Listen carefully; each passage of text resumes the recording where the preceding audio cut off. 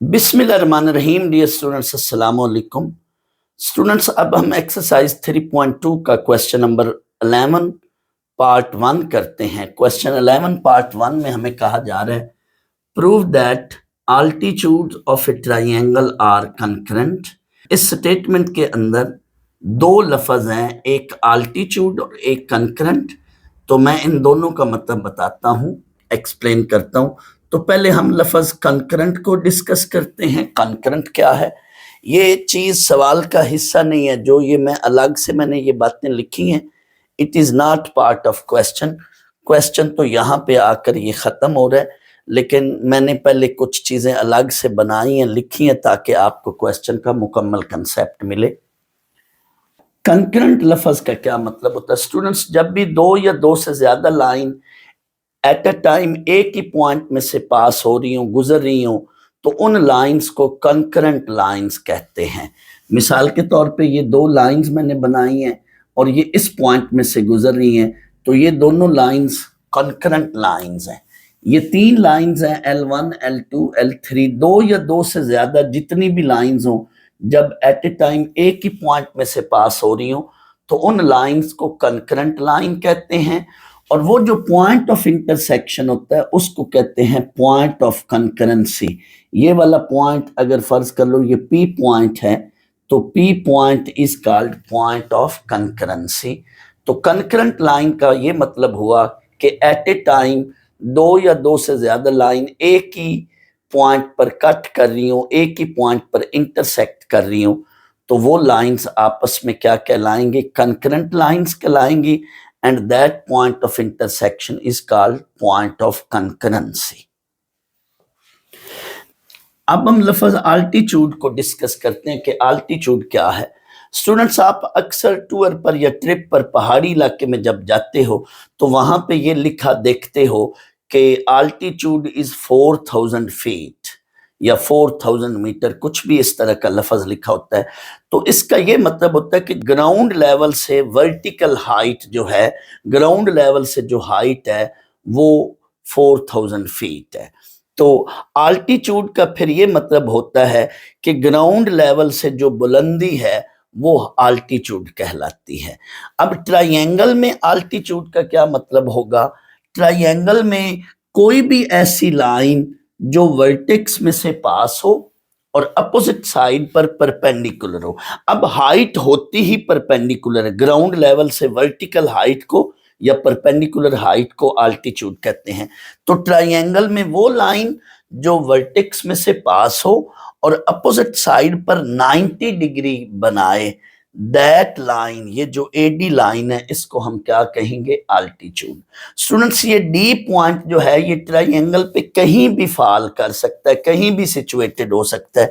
मैंने ये मजीद जो है एक ऑब्लिक ट्राइंगल बनाई है ताकि आपको डी पॉइंट के बारे में बता सकूं कि ये डी पॉइंट जो है ये अपोजिट साइड पर कहां पे सिचुएटेड होगा।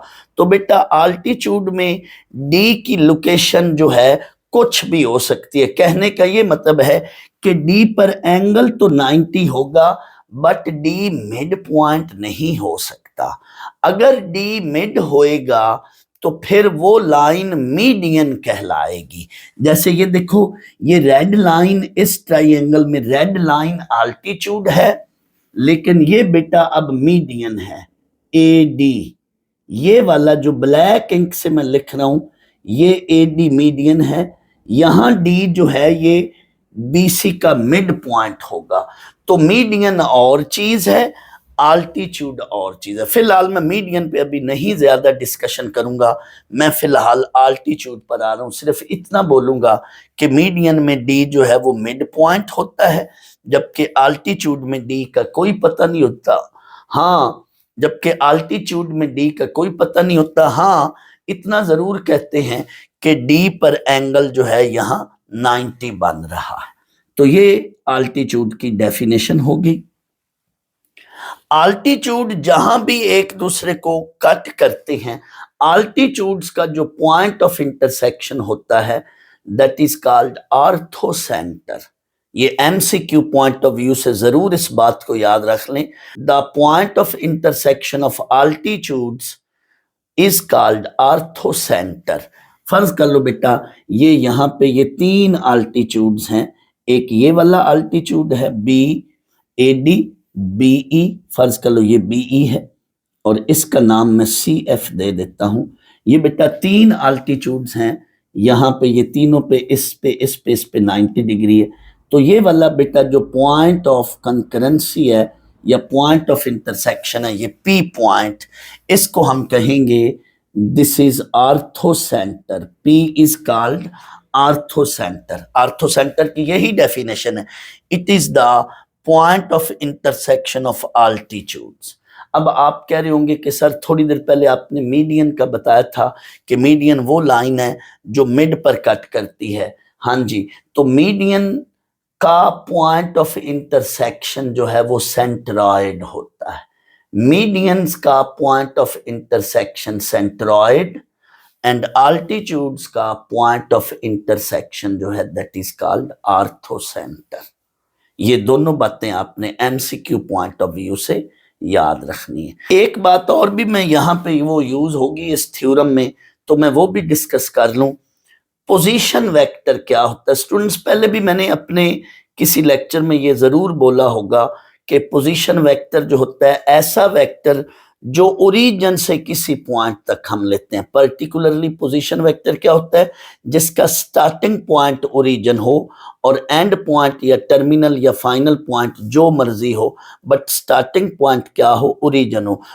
ओरिजिन से जब हम स्टार्ट करके किसी पॉइंट तक जब कोई हम वेक्टर लेते हैं तो उस वेक्टर को क्या कहते हैं? Position vector. सपोज स्टूडेंट्स आप याद करें, आपको ये पहले भी मैंने बात बताई है कि आपको अगर ए और बी के अंदर यूं वर्टिसेस दे दिए जाएं और आपको कहा जाए ए बी वेक्टर बनाओ या निकालो, तो हम क्या करते हैं? ए बी वेक्टर के लिए हम वर्टिसेस में से वर्टिसेस को सब्ट्रैक्ट करते हैं। एक्स में से एक्स को सब्ट्रैक्ट करना है, साथ आई, प्लस वाई में से वाई को सब्ट्रैक्ट करना है और साथ जे। इसकी वजह या इसका प्रूफ क्या है? ये आप बेटा ऐसे बना ले, प्रूफ की जरूरत नहीं, मैं सिर्फ बैकग्राउंड आपको रीजन बता रहा हूं। आपने बेटा ये ओ ए एक पोजीशन वेक्टर ले लिया और ये ओ बी एक पोजीशन वेक्टर ले लिया, लेकिन ए के अंदर आपको x1 y1 कोऑर्डिनेट का पता है, बी के अंदर आपको x2 y2 कोऑर्डिनेट का पता है। तो आप बेटा इस पे अगर आप ऐसे ट्रायंगल बनाकर, ये जो रेड इंक से मैंने थोड़ा जूम करके देख लें प्लीज, ये जो रेड इंक से मैंने वेक्टर बनाया हुआ है ए बी वेक्टर, ये head to tail rule method के साथ जब आप इस ट्रायंगल पर head to tail rule method लगाएंगे तो ये आपको ए बी वेक्टर जो है ये बिल्कुल इस तरह से मिलेगा। O A plus A B is equal to O B. ऐसे आप head to tail rule method बना लो। फिर आप यहाँ से ए बी वेक्टर निकाल लो। ओ ए आप लिखोगे x1i प्लस y1j और ओ बी वेक्टर को आप लिखोगे x2i प्लस y2j। फिर उनको आपस में सब्ट्रैक्ट कर लो इस इस ट्रायंगल से। Head to tail rule method के तहत जब आपने ट्रायंगल बनाई है तो इसमें से आपको फिर ए बी की वेक्टर की ये वैल्यू मिलेगी। सिमिलरली आपको वर्टिसेस की बजाय, असल ये टॉपिक है, सिमिलरली आपको वर्टिसेस की बजाय ऐसे पोजीशन वेक्टर दे दे, ए और बी वेक्टर दे दे। इधर तो वर्टिसेस दिए गए हैं लेकिन यहाँ वर्टिसेस की बजाय आपको ऐसे पोजीशन वेक्टर दे दिए जाएं। ओ से ए तक एक ये पोजीशन वेक्टर है ए वेक्टर, ओ से बी तक ये पोजीशन वेक्टर है, इसको बी वेक्टर कहा जा रहा है। तो आपको अगर कहा जाए कि ये ए बी वेक्टर क्या होगा तो ये कैसे निकालना? स्टूडेंट्स एक तो पोजीशन वेक्टर को हम यूं भी लिखते हैं, लेकिन यहाँ पे हम पोजीशन वेक्टर को ए पॉइंट के अंदर और इस पोजीशन वेक्टर बी वेक्टर को हम बी पॉइंट के अंदर यूं भी लिखने का ये स्टाइल है। तो आपको कहा जाए कि ये ए बी वेक्टर कैसे मिलेगा, तो आपको ये कहा जाता है कि ये ए बी वेक्टर क्या है या कैसे मिलेगा। तो ये ए बी वेक्टर आप इस तरह से निकालोगे, इसमें भी आप head to tail rule method लगाओगे। आपको पोजीशन वेक्टर दे दिए हैं, ए का पोजीशन वेक्टर और पॉइंट बी का पोजीशन वेक्टर देकर ये ए बी वेक्टर मांगा जा रहा है, ए बी वेक्टर। तो आपने क्या करना है? Head to tail rule method के तहत O A plus A B is equal to O B. इस ट्रायंगल पर head to tail rule method लगाया, जैसे अभी मैंने इधर भी बोला। यहां पे अब आपको अब आपने ए बी वेक्टर निकालना है, तो ओ ए को उधर ले जाएं, A B vector that is equal to O B minus O A. अब ओ बी वेक्टर ये बी पोजीशन वेक्टर है और ओ ए वेक्टर क्या है, ए पोजीशन वेक्टर। तो ये आपको ए बी वेक्टर मिल गया। ए बी वेक्टर क्या है, B minus A. A B vector क्या है, बी माइनस ए। तो यहां पे जरा सुनना है मेरी बात को, तो यहां पे मेरी बात को बेटा गौर से सुनना है।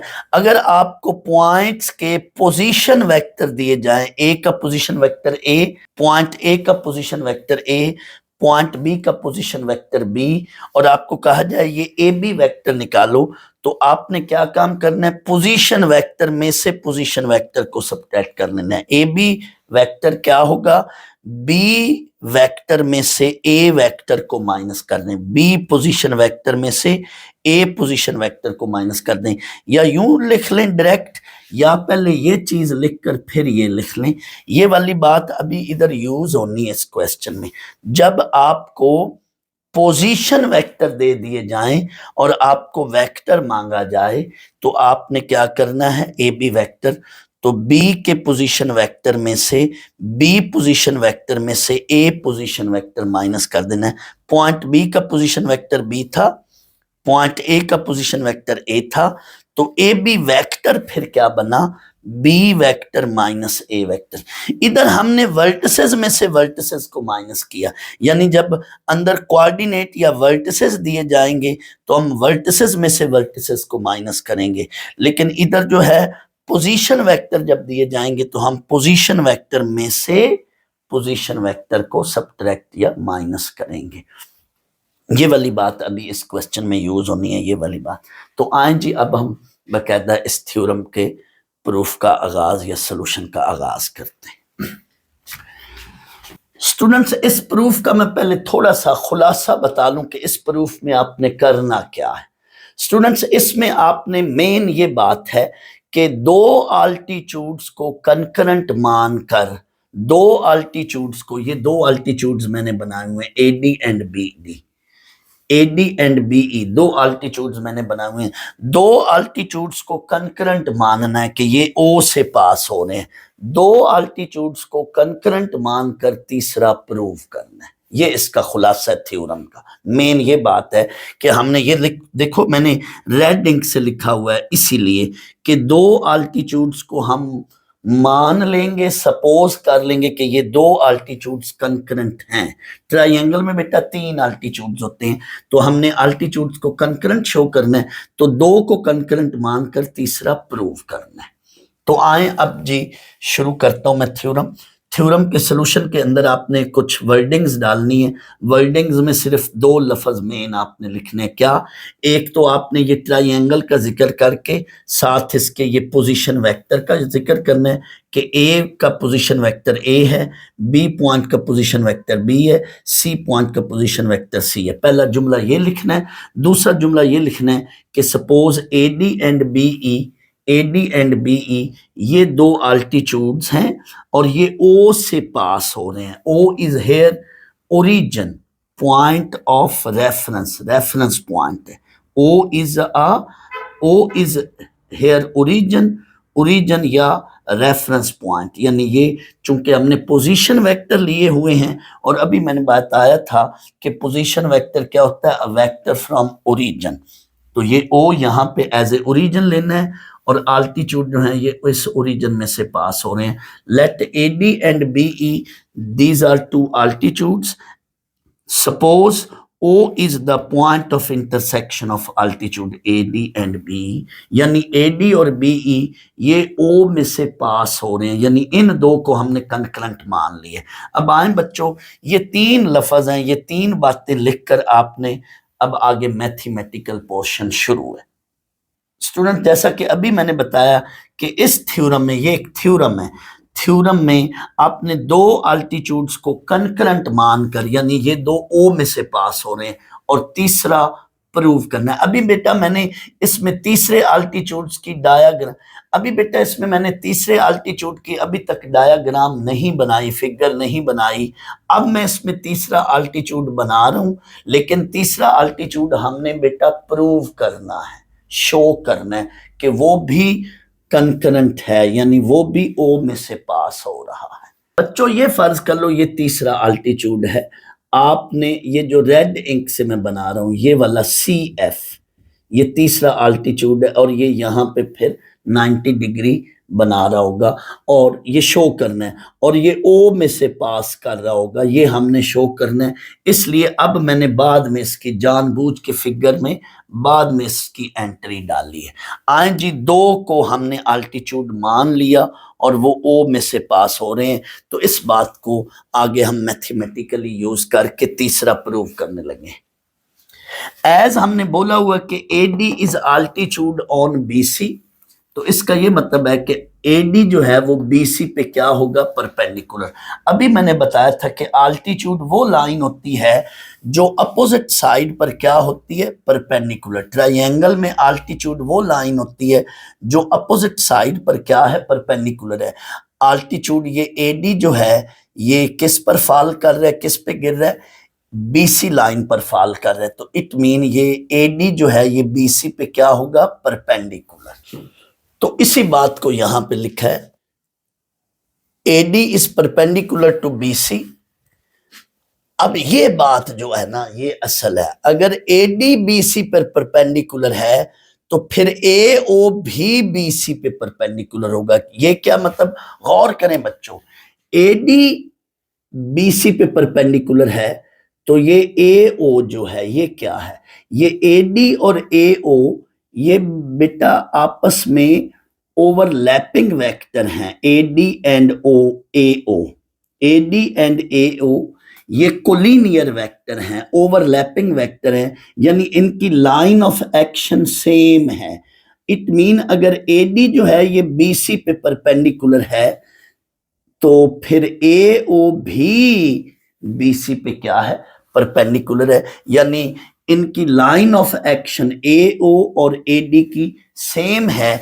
इट मीन आप ये भी कह सकते हैं कि फिर ये वेक्टर भी BC पर परपेंडिकुलर है, इतना वेक्टर, क्योंकि आगे हम इसकी लाइन ऑफ एक्शन को एक्सटेंड करें तो ये चीज इस पे परपेंडिकुलर हो जाती है। स्टूडेंट्स ये पहले भी मैंने बताया था, स्टूडेंट्स ये बात मैंने आपको पहले भी बताई हुई है कि किसी भी वेक्टर की पोजीशन को चेंज कर लें लेकिन डायरेक्शन को चेंज ना करें तो उस वेक्टर पे असर या फर्क नहीं पड़ता। यानी हम किसी वेक्टर को उठाकर किसी दूसरी जगह पे शिफ्ट कर सकते हैं लेकिन उस वेक्टर की डायरेक्शन को चेंज ना करें, पोजीशन को चेंज कर लें तो उस वेक्टर पर असर या फर्क नहीं पड़ता। अब फर्ज कर लो ये AO वेक्टर है, तो मैं इस AO वेक्टर को यहां से उठाकर थोड़ा आगे खींच लेकर आता हूं, तो यहां से मैं फर्ज कर लो यहां तक ले आता हूं, तो ये भी वही बात है।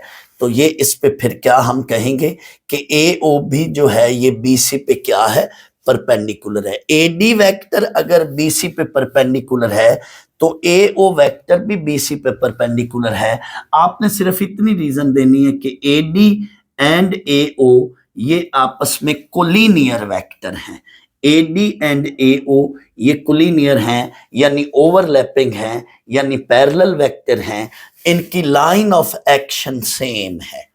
दैट्स वाई ये AO भी BC पे परपेंडिकुलर है। अगर AD BC पे परपेंडिकुलर है तो AO भी BC पे परपेंडिकुलर है। जब भी बेटा दो वेक्टर आपस में परपेंडिकुलर हों तो हम उनका डॉट प्रोडक्ट क्या लेते हैं, 0 लेते हैं। तो इनका डॉट प्रोडक्ट हमने आगे AO एंड BC का डॉट प्रोडक्ट 0 ले लिया।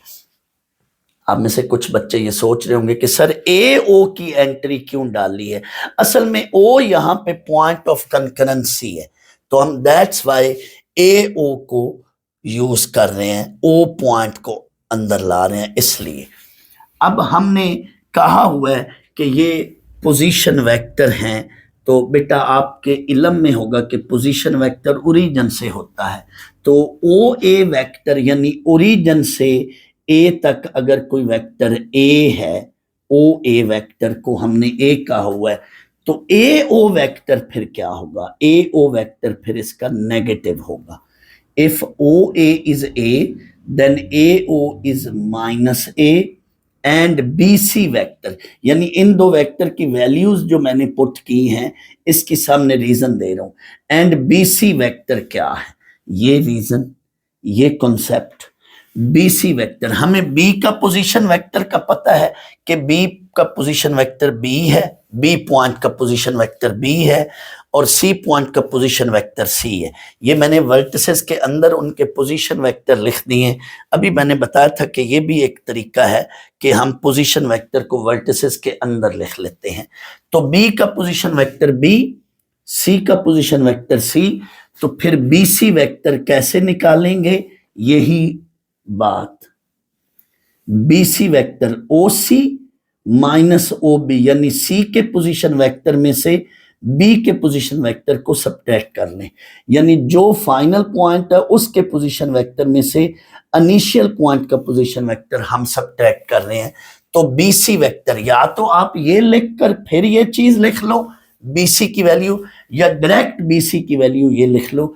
बी सी वेक्टर को कैसे निकालेंगे, सी में से बी, जब वर्टिसेस दिए जाएं तो वर्टिसेस में से वर्टिसेस को माइनस करते हैं, और जब पोजीशन वेक्टर दिए जाएं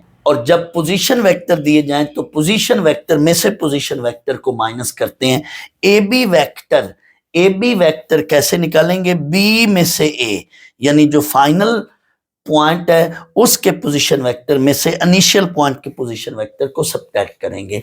और यहां पे फाइनल पॉइंट क्या है, सी में से इनिशियल पॉइंट बी का वेक्टर माइनस किया, C vector minus B vector. तो यही बात हमने की है, ए ओ इज माइनस ए और B C that is C minus B. अब इनका बेटा आगे डॉट प्रोडक्ट बना लिया। ये हमने इस आल्टीट्यूड से ये रिजल्ट बनाया है और मैंने जान के इसको ब्लू इंक से लिखा है। बच्चों गौर करना, यहां पे एक मैं जुमला यूज कर रहा हूं। अगर ये बात है तो हमें, बच्चों यहां पे एक मैं बड़ा बेहतरीन जुमला यूज कर रहा हूं, जरा गौर करना, इस जुमले ने आगे काम आना है। अगर ये बात है, ये A O is perpendicular to B C, तो आपको ये रिजल्ट मिल रहा है। गौर करना, A O is perpendicular to B C, it mean इसका वेक्टर और इसका वेक्टर, इनका डॉट प्रोडक्ट 0।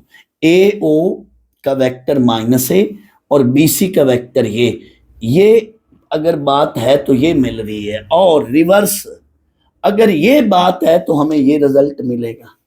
ये मैंने जान के एरो का एक कनेक्शन बनाया। थोड़ी देर बाद ये वाली बात मैंने आगे वापस आकर ना क्वेश्चन के अंदर इस पर फिर वापस मैंने आना है, यानी क्वेश्चन के अंदर आगे जब मैंने एक जगह पे पहुंचना है तो मैं जान के इन एरोज पर वापस आऊंगा, जानबूझ के ये एरोज मैंने बनाए। फिर रिपीट कर रहा हूं, अगर ये बात है तो ये रिजल्ट मिलेगा, और अगर ये रिजल्ट होएगा तो हम ये बात कह सकते हैं। इसको जहन में रखना है। अब आगे जाएं, अगले आल्टीट्यूड की स्टोरी है स्टोरी इसी तरह की, बट मैंने उसको ब्लैक इंक से लिखा है।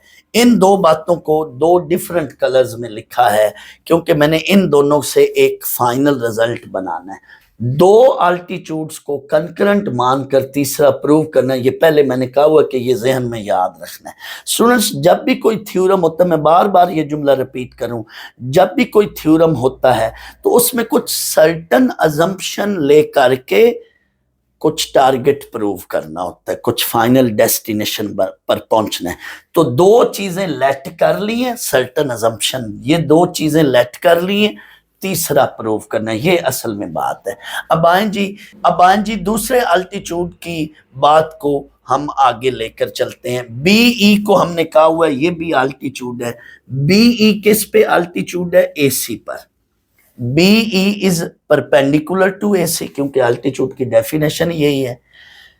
अब बीई अगर एसी पे परपेंडिकुलर है तो ओ को हमने लेकर आना है, पॉइंट ऑफ कंकरेंसी को, जैसे उधर भी हम ओ को लेकर आए थे। If BE is perpendicular to AC, वही बात इधर, then also we can say that BO is perpendicular to AC. BE is perpendicular to AC, then we can say BO is perpendicular to AC, क्योंकि BO and BC these are क्योंकि B O and B E these are collinear vector. ये देखो बेटा B O यहां तक B O and B E उसी तरह से ये आपस में बेटा क्या है, कोलिनियर वेक्टर हैं। B O and B E these are collinear vector. इनकी लाइन ऑफ एक्शन सेम है, ये ओवरलैपिंग है, ये आपस में पैरेलल होंगे। तमाम ओवरलैपिंग या कोलिनियर वेक्टर्स आपस में पैरेलल भी होते हैं। तो ये आपस में तो पैरेलल हैं, कौन कौन से, बी ओ एंड ओ, कौन कौन से, B E and B O, ये आपस में तो पैरेलल हैं लेकिन इस पे क्या होंगे, परपेंडिकुलर होंगे। सिमिलरली ए डी एंड ए ओ ये आपस में तो पैरेलल हैं क्योंकि कोलिनियर हैं, लेकिन ये किस पे परपेंडिकुलर होंगे, बीसी पर। तो यहां पे भी यही बात हो रही है, B E and B O these are collinear vector, that's why B E अगर एसी पे परपेंडिकुलर है तो बी ओ भी एसी पे क्या होगा, परपेंडिकुलर होगा। अब बी ओ और एसी का फिर डॉट प्रोडक्ट 0 होगा। बी ओ क्या है, वही बात, अगर ओ बी जो है वो बी वेक्टर है, पोजीशन वेक्टर, तो बी ओ माइनस बी होगा।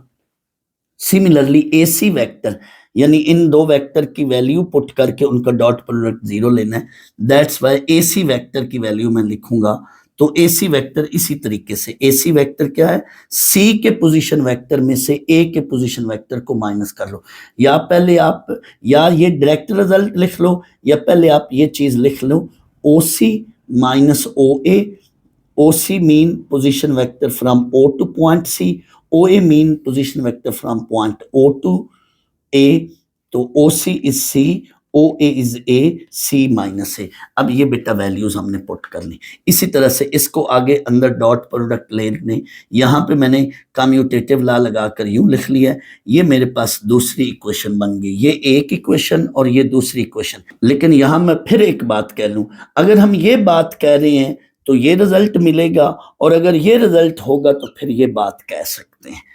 इस बात ने आगे यूज होना, दैट्स व्हाई मैं ये थोड़ा सा एरो बनाकर एक कनेक्शन बना रहा हूं, आपका एक माइंड बना रहा हूं कि आपको जब मैंने वो बात करनी है तो फौरन आप क्लिक कर जाएं। अब आए जी बेटा, ये जो दो इक्वेशंस बनी है इनके अंदर आपने कुछ ऐसा काम करना है ऐड या सब्ट्रैक्ट करके कि कुछ इन दोनों में से एक शय कैंसिल हो जाए।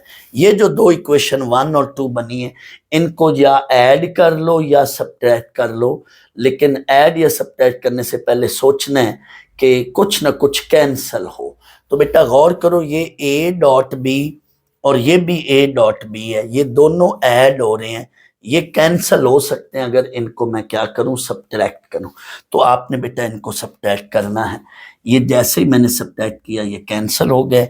बाकी क्या वैल्यू बची, पॉजिटिव को मैंने पहले लिख दिया, नेगेटिव को बाद में, राइट पे ये 0 में से 0 सब्ट्रैक्ट।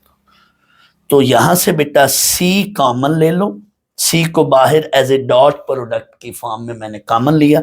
अगर आप सी को अंदर मल्टीप्लाई करोगे, अगर आप सी को अंदर मल्टीप्लाई करोगे तो चीज यही बनेगी, लेकिन सी को यहां पे मैंने क्या किया, राइट साइड पे कॉमन लिए, क्योंकि ये राइट पर पड़ा है तो डॉट प्रोडक्ट में इधर आप फिलहाल राइट पे कॉमन ले रहे हो। लेकिन अगले स्टेप में मैंने डॉट प्रोडक्ट का कम्यूटेटिव लॉ लगा के सी को लेफ्ट पे लिखा है। अब मैं ये बात यूज करने लगा हूं, मैं तीसरे को आल्टीट्यूड को, सी एफ को आल्टीट्यूड भी प्रूव करना है और कंकरेंट यानी पासिंग फ्रॉम ओ ये भी प्रूव करना है, दो बातें यहां लानी है। अब मैं अपने रिक्वायर्ड रिजल्ट या टारगेट की तरफ जानबूझ के जा रहा हूं। मैं इस तरह का कनेक्शन, ये वाला, मैं इस तरह का कनेक्शन ये या ये इस तरह का कनेक्शन या इस तरह का रिजल्ट उधर लाने लगा हूं, बनाने लगा हूं। दैट्स वाई ये देखो, इधर ए था, इधर बी है, अब मैंने सी लाया हुआ हूं, सी आया हुआ है। अच्छा, अब आगे गौर करो, इधर माइनस ए या माइनस बी था, लेकिन मेरे पास तो सी है, दैट्स वाई मैं मल्टीप्लाइंग में -1 कर रहा हूं। इस तरह का रिजल्ट बनाने लगा हूं, ये या ये, तो मल्टीप्लाइंग विद -1। अब कोई बच्चा ये सवाल पैदा कर सकता है ना, ये सवाल पूछ सकता है कि सर ये काम क्यों किया जा रहा है, तो थोड़ी देर वेट कर लें, कुछ इशारा मिल भी चुका है कि ये काम क्यों किया जा रहा है -1 से मल्टीप्लाई करने का, लेकिन मैं थोड़ी देर बाद और बेहतर समझाने की पोजीशन में हूँ। माइनस से मल्टीप्लाई किया, ये चीज तो 0 ही रही, लेकिन ये बन गया -c। माइनस से जब मल्टीप्लाई किया तो ये -c। अब आए जी मेरी उस बात पर जी, ये जब ऐसी शक्ल होएगी तो हम कह सकते हैं कि ये दो आपस में परपेंडिकुलर हैं। क्या? AO and BC। अब आए जरा बच्चों, ये चीज जब ऐसी शक्ल होएगी तो मैं कह सकता हूं ये BA का मतलब है AB vector, position vector AB। B minus A का मतलब है फाइनल पॉइंट B होगा और इनिशियल पॉइंट A होगा। ये फाइनल में से इनिशियल AB डॉट CO। ये स्टोरी इस तरह की आ गई। -c जो है वो CO वेक्टर होगा, क्योंकि O से C तक पोजीशन वेक्टर जो है वो A वेक्टर होगा, तो CO जो क्या होगा वो फिर -A होगा। CO वेक्टर डॉट AB, इस बात को यूं लिख सकता हूं कि ये 0 होंगे। It mean CO is perpendicular to AB। इतनी चीज C से O तक CO is perpendicular to AB। अब CO की लाइन ऑफ एक्शन को आगे ले जाएं और इस पॉइंट को नाम दे दें F। CF is perpendicular to AB, ये बात मैंने आगे लिखी है। CF and CO these are collinear vector. ये पैरेलल या कोलिनियर बेहतर रहेगा। कोलिनियर वेक्टर हमेशा पैरेलल होते हैं। पैरेलल वेक्टर कभी कभी कोलिनियर, पैरेलल वेक्टर जरूरी नहीं है कि कोलिनियर हो, लेकिन कोलिनियर वेक्टर जरूर पैरेलल होते हैं, तो आपने कोलिनियर ही लिखना है। तो ये कोलिनियर की बात लिख ली। Hence CF is also altitude। ये जुमला क्यों लिख लिया? परपेंडिकुलर की वजह से। And passing from origin, origin क्यों कह लिया? CO से आगे CF कहा है, CO से आगे CF है। इट मीन ये CF जो है ये O में से पास हो रहा है, it passing from origin. Hence altitudes are concurrent, यानी CF जो है ये altitude भी है, परपेंडिकुलर भी हो गया, और CF जो है ओरिजिन में से पास भी हो रहा है। सो तीसरा हमने प्रूव कर लिया कि तीसरा भी O में से पास हो रहा है। और कंकरेंसी यही चीज होती है कि दो आल्टीट्यूड O में से पास हो रहे थे, तीसरा जो है वो भी O में से पास हो रहा है। हेंस प्रूव्ड हो गया हमारा थ्योरम। तो मैंने शुरू में बेटा बोला था क्या कि असल टारगेट ये है कि दो अल्टीट्यूड्स को कंकरेंट मानकर, ये ओरिजिन में से पास हो रहे हैं, दो को कंकरेंट मानकर तीसरा प्रूव करना है। और उन दो से क्या करना है? उन दो अल्टीट्यूड से दो इक्वेशंस बनानी है। कैसे? ओ के हेल्प लेकर, ओ की एंट्री डालकर दो इक्वेशंस बनानी है। दो इक्वेशंस को आपस में ऐड या सब्ट्रैक्ट करना है। देखना है कि ऐड करने से कुछ कैंसिल हो रहा है या सब्ट्रैक्ट करने से कुछ कैंसिल हो रहा है, वो सिचुएशन को देखते हुए। तो इसमें देखा कि आपने सब्ट्रैक्ट करने से कैंसिल हुआ, जो नया रिजल्ट बना है उससे आपने तीसरे अल्टीट्यूड की स्टोरी खुद बनाई, टारगेट को सामने रखते हुए तीसरे अल्टीट्यूड की स्टोरी खुद बनाई। और मैं ये कह रहा था कि इस तरह की बात हो तो ये रिजल्ट बनता है, या ये रिजल्ट हो तो इस तरह की बात बनती है। इधर भी यही बात की थी। तो आपको बेटा जब ये चीज आई है, ये सी वाली स्टोरी जब आई है, तो अब आपने जानबूझ के अपने रिक्वायर्ड टारगेट की तरफ आना है। दैट्स वाई आपने यहां -c बनाना है। ये मैंने इसलिए एरोस किए थे, -c बनाने के लिए माइनस से मल्टीप्लाई किया, बस। अब यहां से अब आपका काम आगे बन चुका है, काम हो चुका है। ये -c क्या है? दिस इज CO, OC की बजाय CO। और ये क्या है? This is AB vector. It mean इनका डॉट प्रोडक्ट। CO से आगे एक्सटेंड कर ले, उसकी लाइन ऑफ एक्शन को आगे ले जाए, CF बना लिया। अगर CO O से पास हो रहा है तो CF तो वही कोलिनियर वेक्टर है, वही वेक्टर्स हैं, तो CF भी जो है वो O में से पास हो रहा है, तो CF जो है ये आल्टीट्यूड भी हो गया परपेंडिकुलर की वजह से और ओ में से पास भी हो गया, हैंस तीसरा आल्टीट्यूड भी ओ में से पास हो रहा है 90 डिग्री यानी परपेंडिकुलर भी है, हैंस आल्टीट्यूड्स आर कंकरेंट। बेटा इतनी चीज ये प्रूफ का हिस्सा नहीं है, प्रूफ आपका यहाँ पे फिनिश है, बट प्रूफ से पहले मैंने आपको थोड़ा सा कॉन्सेप्ट दिया, तो ये अल्हम्दुलिल्लाह आपको यकीनन बहुत अच्छा कंसेप्ट मिल चुका है। तो आपने इस थ्योरम को याद कर लेना है, ये थोड़ा सा लेंथी हो गया है लेकिन इंशाल्लाह आपको कंसेप्ट अच्छा मिल चुका।